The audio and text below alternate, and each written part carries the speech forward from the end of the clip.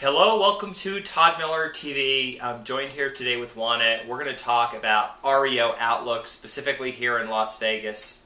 So, Juana and I went to a conference a few weeks ago, the NRBA, which is the National REO Brokers Association. It's a big conference where all the banks and all the agents like ourselves who do REO get together and sort of talk. So I just want to sort of share some of the things that we learned. So, Juana, what was the biggest takeaway you got with what's coming in REO, what the future of REO net inventory looks like? Well, I got a couple huge takeaways. Okay. One of them was that lawmakers believe that Fannie Mae has about 115,000 homes nationwide in inventory, and Freddie Mac has about 65,000 homes in inventory nationwide. Okay, so that's 180,000 homes, which sounds like a lot, but when you're talking about it nationwide, that's not necessarily this huge wave of REO coming. Okay. The other big takeaway was that Fannie Mae, Freddie Mac, and the banks in general simply do not have an efficient pipeline to bring these properties to market.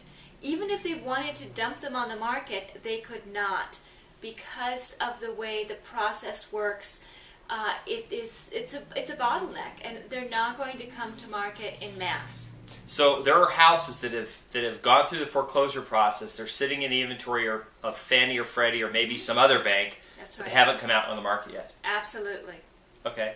So how does that play in with this AB 284 and the fact that the number of NODs, which is the start of the process, is way down? You know, I think there are going to be some interesting changes going forward. Okay. I think you're going to see a lot more lenders looking at maybe non-traditional ways to deal with their potential REOs.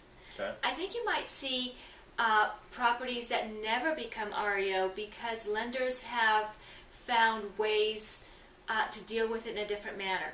So maybe what I mean by that is having the lenders go to the borrower and do a deed in lieu instead of foreclosing, which is something that, you know, it's old school. We've done deed in lieu for a very long time. We went through the foreclosure process, but because of things like AB 284, a deed in lieu is much more attractive than going through the foreclosure process. Okay.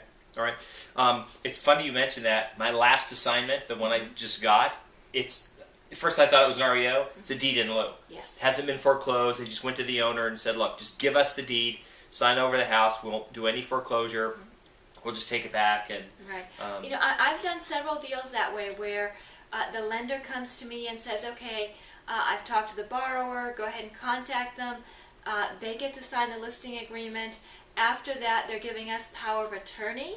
Okay. And that's it. So I deal with the borrower only so far as getting the listing agreement. After that, they sign power of attorney over to the lender, and I deal with offers directly with the lender just as I would with an REO. And I've even, you know, done the utilities and everything else just the way I would with an REO, but it's not an REO. It's becoming a deed in lieu. So it's a very interesting thing going forward. I think it's a healthy thing.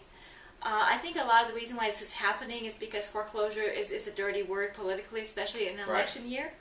So I think a deed in lieu is much more palatable for all parties concerned. There were last month, in the last 30 days, there were about 3,500 total sales. Mm-hmm. There were about, and it's kind of, it's the buying time of year. I mean, there are more people buying now than there were 6 months ago, or there probably will be in 6 months. Right. Okay. There were 3,000 houses that hit the market, that were listed roughly over the last 30 days. So buying's a little more than the inventory. Right. What do you sort of foresee moving forward, mainly from the REO side? You know, interesting enough, REO is definitely still the thing that people want to buy. Okay. Because generally, unless you're talking about an equity seller or an investor flip, it's still the fastest home that you're going to be able to get into. Probably the number one trend that I see is that buyers are offering significantly over list price, and they're actually putting in their contracts that they will stick with that price regardless of appraised value, which means that they're willing to come up with cash out of pocket over appraised value. Now what that means is increased prices. It means values are coming up.